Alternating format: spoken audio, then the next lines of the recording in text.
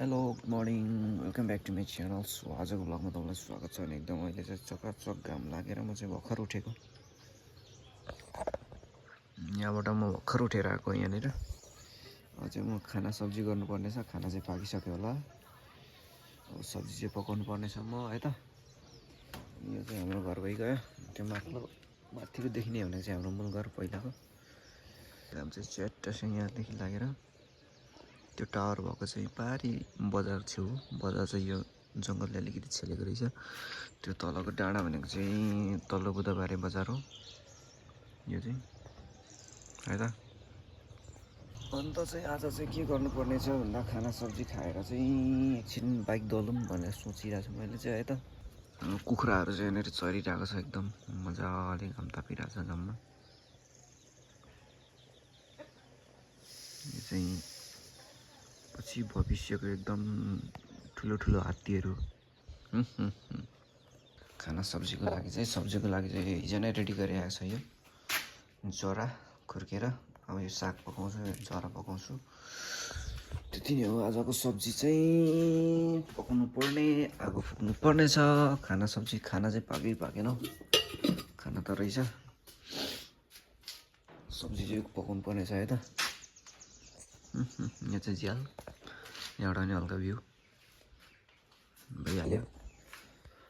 ल अब म एकैचोटि खाना सब्जी पकाउँछु अनि त्यस पछाडि चाहिँ यता एक दुईवटा सानो भिडियो गर्छु। अब कन्टेन्ट भनेको केही पनि छैन, त्यही हो, सब्जी पकाउने हो, त्यति हो। अब चाहिँ म फाइनली कहाँ गएँ भन्दाखेरि आगो फुक्नुपर्छ अनि त्यस पछाडि सब्जी पकाउनुपर्छ। खाना चाहिँ रहेछ, खाना चाहिँ पुग्छ होला सायद। दाउरा पनि पुगिसकेको छ, दाउरा लिएर आउँछु।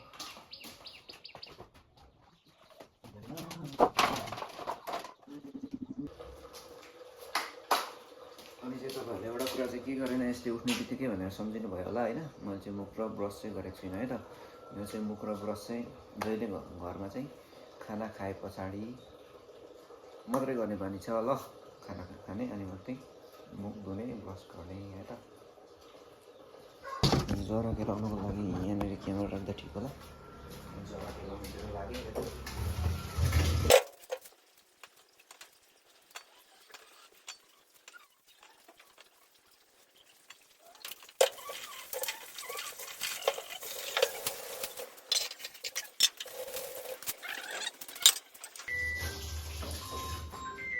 आमाले कसले फोन गरे फेरि?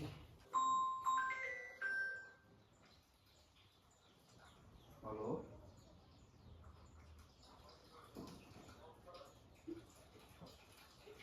मम्मी कहिले यहाँ हुनु न, कता जानु?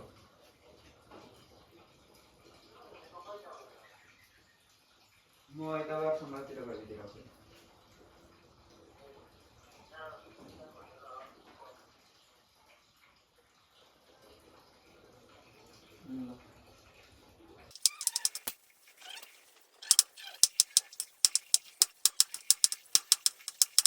भनेको जरासँग साग छ रेडी है त। यो साग चाहिँ अलिक कम भयो, अलिक धेरै भएको भए चाहिँ राम्रो हुन्थ्यो। यो त एकैछिनमा बिलाइहाल्छ भन्दा पनि त्यो पाक्दाखेरि अलिक थोरै हुन्छ क्या। यो चाहिँ साग चाहिँ एकदम थोरै हुने भयो। यसलाई चाहिँ जे उसमा केलाएर दुई पखाली गर्छु है त।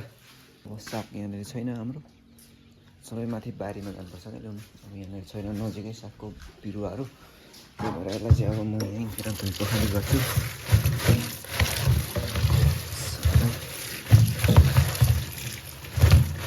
अप्ठ्यारो भयो यार, मलाई अप्ठ्यारो भयो। मैले भेट्यो एकछिन रोक्नुपर्ने बेला भयो यार,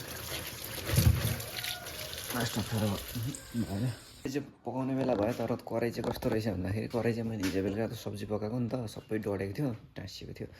त्यो चाहिँ आमाले बाहिर नै भिजाएर राख्नुभएको रहेछ क्या। अब त्यसलाई चाहिँ मस्काउने बेला भएको छ है त।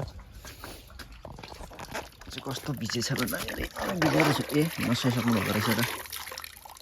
यसलाई चाहिँ म हल्का पखालेर, कसले बोलायो मलाई, यसलाई चाहिँ म हल्का पखालेर गर्छु है त। सेल पनि हालिसकेको कराईमा खराएर अब प्याज हाल्नु बाँकी छ अनि सब्जी पकाइहाल्छु है त। अनि त्यस पछाडि मात्रै म आउँछु भिडियोमा है त। ल आउँछु भन्दा पनि अब तरकारी एकैचोटि हाल्छु अनि त्यस पछाडि चाहिँ आउँछु। यसो अनि अहिले चाहिँ डिस्टर्ब, त्यही हो। अनि मैले चाहिँ खानासाना अघि नै खाइसकेँ। नकराउ न यार। डिस्टर्ब नगर न यार हात्तीहरू जाउनु पर्यो यार तिमी यार छ्या छ्या अनि मान्छे खानासाना खाइसके अनि चाहिँ अन्त बिराको जाडो भएर म चाहिँ प्रायः जहिले यहीँ मुढामा घाम ताप्दै बस्छु नि त जाडो हुन्छ र अनि त्यही हो मुख धोएको थिइनँ मुख पनि धोएँ ब्रस पनि गरेँ अनि अहिले चाहिँ घाम ताप्दैको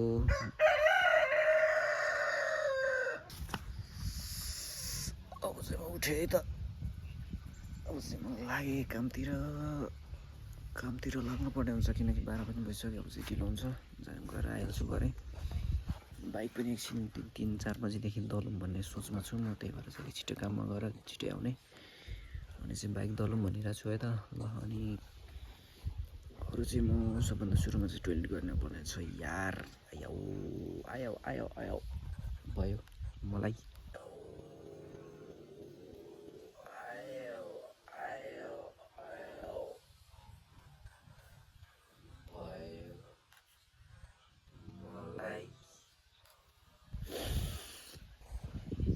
छिट्टोसँगले घाम अनि बादल यस्तो छ यहाँ चाहिँ है हाम्रो चुचु चाहिँ यहाँनिर भिडियो हेर्दै हुनुहुन्छ युट्युबमा देख्नुभयो गाइज छिट्टोसँगले हाम्रो चुचु भनेको मतलब बाजे भनेको है हाम्रो राईको भाषामा चाहिँ बाजे चुचु बुझ्यो यार गाइज यार म जान्छु यार भरेदेखि राम्रो भरे पनि भिडियो गर्नु भ्याएन भ्याएन भने चाहिँ म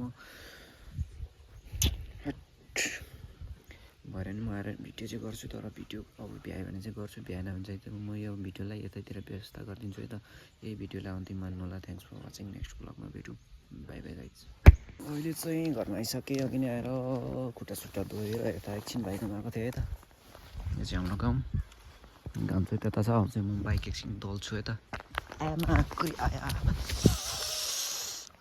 कस्तो खुट्टा ठोकियो ढुङ्गामा यार